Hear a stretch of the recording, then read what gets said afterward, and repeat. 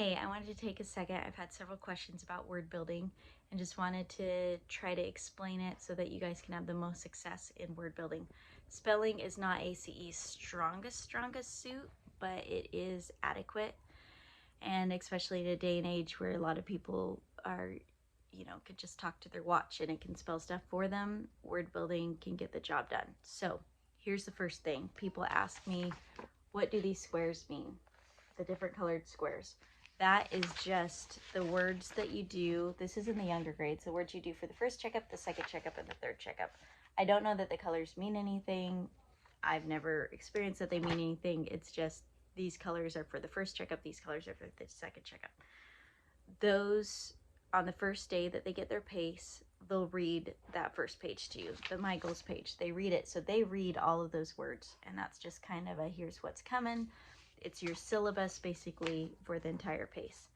Then if you flip to the next page, they'll have vocab. This is for 4th or 5th grade.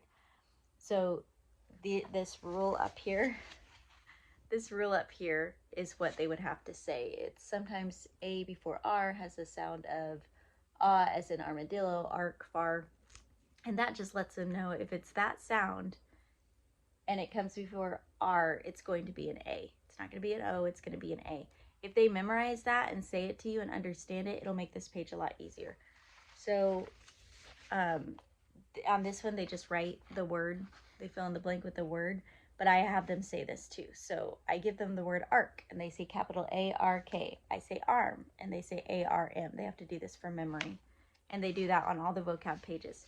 When they get to the checkup, at the top of the checkup, this is an older grade, but at the top of the checkup is this bar, and it says on a separate sheet of paper, write this each spelling word 3 times. I don't have my kids do that. What I do is I give them the word. I say ratio, and they spell it to me. They can write it on a piece of paper, but they have to spell it to me, and then I put an X if they get it wrong. At the end of it, they have all the ones X that they got wrong, and I have them write it 3 to 5 times, depending on if I felt like they were just kind of being flippant because they were in a hurry and they were misspelling stuff. I'll have them write it 5 times. That kind of helps them slow down and make sure they get it in their brain, since it came out wrong, get it in their brain correctly. The other thing they can do is they can do that on spellingcity.com. All of these lists are on spellingcity.com. So if you have, I don't know, like 8 kids like I do, and you don't have time to just sit there and give tons of words, Spelling City really helps. It's free. You can pay for it, but the free part has all these. You just put the PACE number, you say word building, checkup page 15, PACE 1079, and it'll pull up the whole list for that checkup. It also has self-test and PACE test, so that has been a great way to help my kids type, but also give them a chance so they can kind of sit on the computer and do it themselves. We don't do a lot of stuff on the computer, so it works really well for us. After every checkup is the vocab pages. In some of them, they have you write down the dictionary definition. Up through 8th grade, I have them look it up in a dictionary. There's a dictionary that AC recommends. You can use any dictionary. For the younger grades, I definitely recommend a younger grade, like a children's dictionary. Then they have intermediate dictionaries and then college dictionaries. When they get to 9th grade, they have 1 year of word building left. It's called etymology. It switches from word building to etymology. In etymology, I let them access a device. We have Kindles, and I let them access the dictionary on a Kindle. That way, they're used to looking it up on a device, but they've spent their whole life looking it up on a dictionary, so they understand. I was looking through my recipe book the other day and trying to find something, and doing alphabetical and everything, and thinking, wow, I learned how to do this back when I was learning to look up things in the dictionary. So it's just a priceless, even with all the technology, it's still priceless to be able to look things up in the dictionary. So I find that important enough to keep my kids doing it through 8th grade.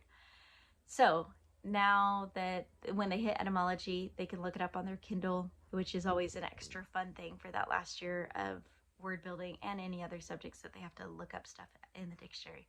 So that's just kind of fun for them to be able to do. It's on the Kindle, so it doesn't, necessarily give them access to the internet. We don't have Kindle Fires. We have the old Kindles, Kindle Touch and Kindle Paperwhite. So it's just a book. The dictionary is a book that we've downloaded on there, but they can search for stuff on it, so they can look up a word on it. Sometimes they still have to go back to the paper dictionary because it's asking for something that the Kindle dictionary doesn't have.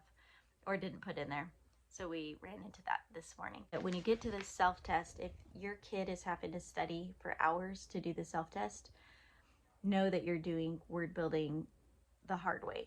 So what we do is make sure every time you hit a vocab page, they're spelling those words to you and you're starring them before they can go on.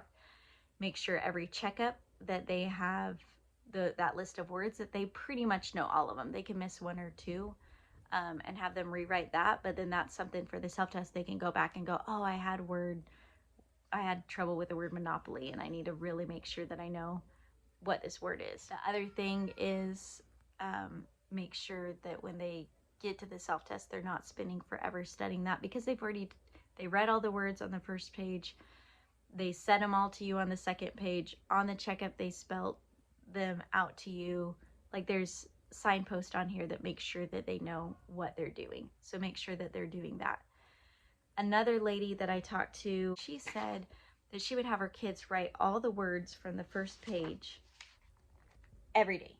So every day the kids would come into class, get their notebook out, and write all of these words. And just the whole school did that, I guess, every word. And that's how they did it, rather than just checking on the checkups and stuff. They had them write it every day. So, and that seemed to work just fine for them. It seemed to just keep things flowing. So that would be another option if the method I just told you doesn't work, or if you need to kind of break a habit, having them write that every day might get it where they can just breeze through the self-test and on to the PACE test. So there's some options for you guys. I hope that helps you understand word building a little bit more. It's really one of the easier subjects for my kids, and I remember when I did it, it was the one that I knew I could pretty much always get 100 on. This is a really good curriculum, and there's a lot in word building that has to do with language arts and understanding things, and you don't want to miss out on that too much. So if this helps you, encourage you to stick with the word building and try it a little bit more in the fullness. This is what I like to share, because I feel like the school that I went to had figured out some of these things, and I realized that would be hard for me to come up with on my own. So if I could take what my teachers figured out and share it with my kids, and then also share it with you guys, so your life is a little bit easier.